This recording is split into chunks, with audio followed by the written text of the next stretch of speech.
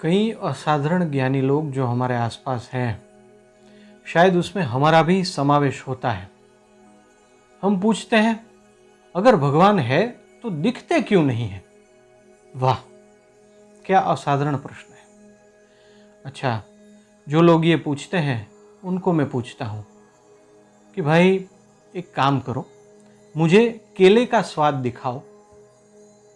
अच्छा, एक काम करो, मुझे गुलाब की सुगंध दिखाओ। दिखा पाएंगे? अच्छा, कोई सुंदर म्यूजिक आप बजा रहे हैं तो मैं आपको कहूंगा, अरे मुझे म्यूजिक दिखाओ। क्या आप मुझे केले का स्वाद दिखा पाएंगे? नहीं, वो मुझे चखना पड़ेगा। क्या आप मुझे गुलाब की सुगंध दिखा पाएंगे? नहीं, वो मुझे सूंघनी पड़ेगी। क्या आप मुझे म्यूजिक दिखा पाएंगे? नहीं, वो मुझे सुनना पड़ेगा।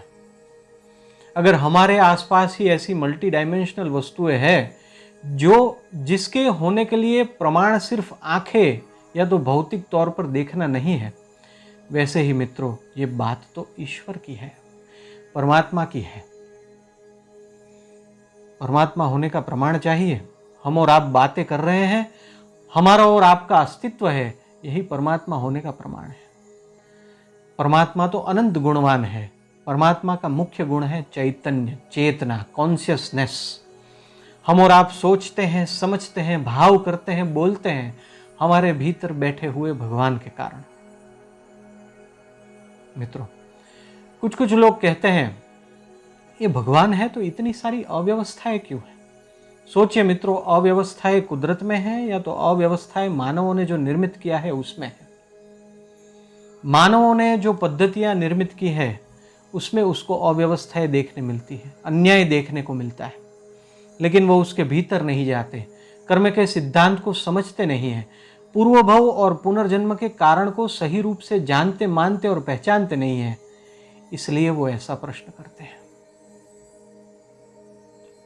मान लीजिए मैं आपको बताऊं कि भाई मैं तो कॉमर्स ग्रेजुएट हूं, मुझे आपके जैसा मैकेनिकल इंजीनियर बनना है, आप मुझे अभी बना दीजिए। तो क्या मैं तुरंत मैकेनिकल इंजीनियर बन सकता हूं?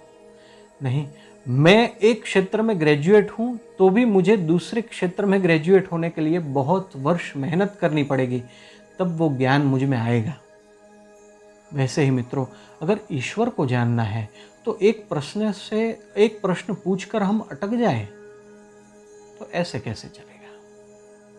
अगर ईश्वर को जानना है तो खोज करिए, ईश्वर को जानना है तो लग जाइए अपने भीतर के अनंत विश्व को खोजने में, उसको फंफोलने में।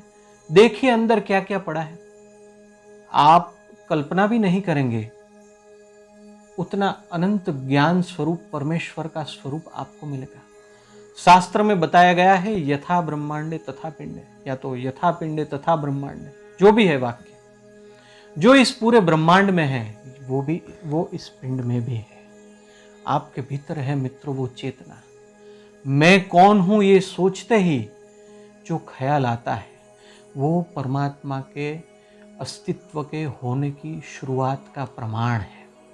शांति से बैठ के सोचिए।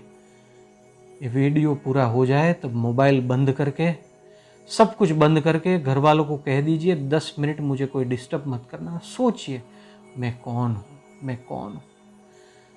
फिर मित्रों आप परमात्मा के साम्राज्य में प्रवेश करना शुरू कर देंगे। परमात्मा है तो दिखते क्यों नहीं है, ऐसा बालिश प्रश्न शायद हम सत्य से भागने के लिए ही पूछते हैं। किसी किसी व्यक्ति का ये जेन्युइन प्रश्न होता है, लेकिन होता क्या है, व्यक्ति इतना सा प्रश्न पूछकर 2-3 लोगों के साथ चर्चा करके फिर वहीं अटक जाता है। चलिए मैं आपको बताता हूं भगवान का एड्रेस। लिख लीजिए, याद रखिए, या तो सेव करके रखिएगा ये वीडियो। भगवान आपके मैं के भीतर है। आपका जो मैं है, आप कह रहे हैं मैं छगन हूं, आप कह रहे हैं मैं मगन हूं, मैं श्वेता हूं, मैं चैतन्य हूं, मैं पायल हूं, मैं जल्पा हूं, उसके भीतर भगवान है। आपके जो मैं है उसके भीतर भगवान है। मैंने एड्रेस पक्का दिया है। चलिए आप और प्रश्न करेंगे, ये एड्रेस पक्का है या नहीं कैसे पता चले? वहां जाके आइए, पता चल जाएगा। वैसे ही भीतर जाइए, पता चल जाएगा। यही प्रश्न है मित्रों। हम इतना बाह्य जीवन जी रहे हैं, हमें भीतर की अनंत चेतना से जुड़ने का मौका ही नहीं मिलता, और हम बाह्य प्रश्न पूछकर कुछ असत्यमय, कुछ ढोंगमय, कुछ कपटमय जीवन जीते हैं। असाधारण जानना है तो अपने भीतर झांकिए, देखिए कितना कुछ पड़ा है। मैं अनंत बार बोलूं कि अनंत पड़ा है तो भी वो कम पड़ेगा, इतना हमारे भीतर का साम्राज्य है। विश्व के जाने माने सभी बड़े साम्राज्य उसके सामने तुच्छ लगे, इतना बड़ा भीतर का साम्राज्य है। आपको याद है ना, हमने बात की थी, भीतर के साम्राज्य के धनी ऐसे अकिंचन सन्यासी के सामने आधी दुनिया के साम्राज्य वाले सिकंदर को भी झुकना पड़ा। ऐसे भीतर का साम्राज्य सबके भीतर है। भगवान ने सभी को सचमुच तो बादशाह बनाया है, लेकिन हम सभी ये भूल कर ही जी रहे हैं। हमने और आपने अभी जो बात की, अपने भीतर की अनंत चेतना को, परमात्मा स्वरूप को जानने की, वैसा ही प्रयत्न भगवान बुद्ध कर रहे थे। राजकुमार सिद्धार्थ, तथागत गौतम वैसा ही प्रयास कर रहे थे। अभी उनको बुद्धत्व की प्राप्ति नहीं हुई थी, तब की यह बात है। एक बार मित्रों, उन्होंने बहुत प्रयास किया अपने भीतर के केंद्र तक जाने का, लेकिन वो सफल नहीं हुए। सालों साल बहुत प्रयास किया, लेकिन संतोषजनक अस्तित्व का साक्षात्कार वो न कर पाए।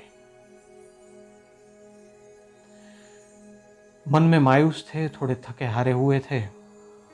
कहते हैं चांदनी रात में एक नदी के पास वो गए और अपना शरीर शुद्ध कर रहे थे।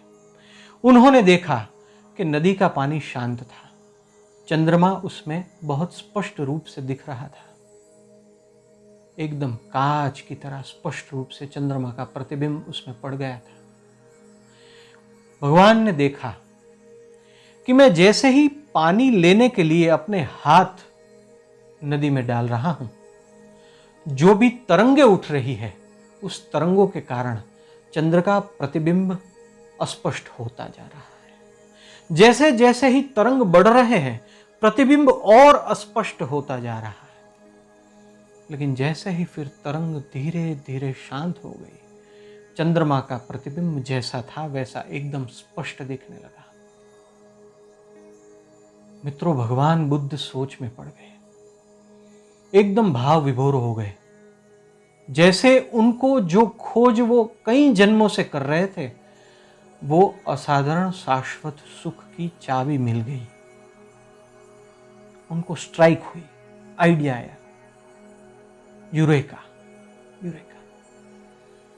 मेरे मन की आवाज, मेरे मन के तरंग जब शांत हो गए, संपूर्ण शांत हो जाएंगे, तब मेरे भीतर जो कुछ भी है वो स्वयं अपने आप प्रकट हो जाएगा।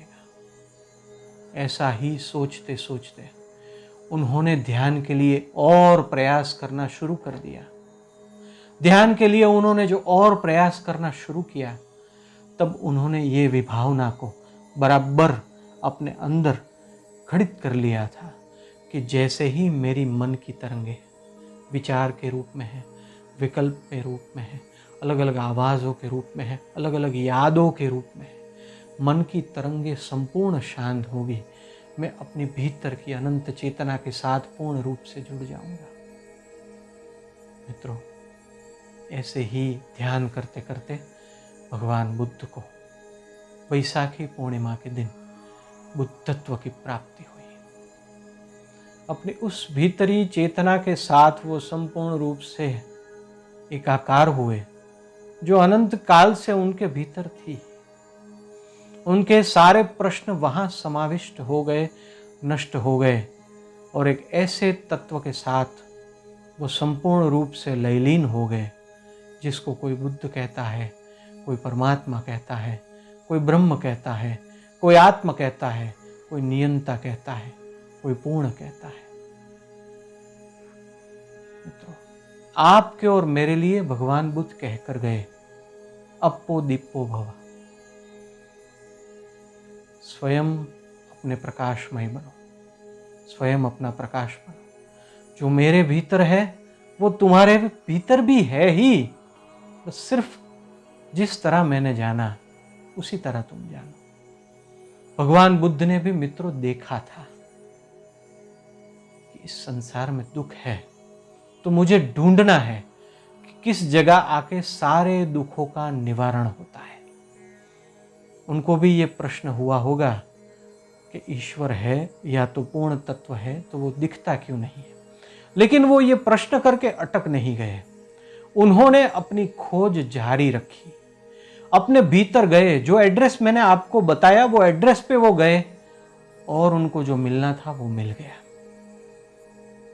मित्रों, गारंटी के तौर पर मैंने कहा है, गारंटर के तौर पर गारंटी देता हूं, ईश्वर का एड्रेस आपके मैं के भीतर छुपा हुआ है। एक बार वहां जाइए, सचमुच आपको ईश्वर मिलेंगे। बहुत सारे दरवाजे हमने खुद बनाए हैं, वही खोल के अंदर जाना है।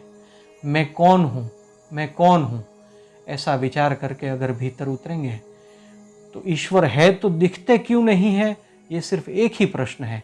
ऐसे अनेक प्रश्न के जवाब मिलेंगे। मन को शांत करिए, प्राणायाम करिए, प्रार्थना करिए, ध्यान से प्रभु में जुड़ जाइए। फिर देखिए प्रभु तो है ही, ऐसा आपको पता चल जाएगा।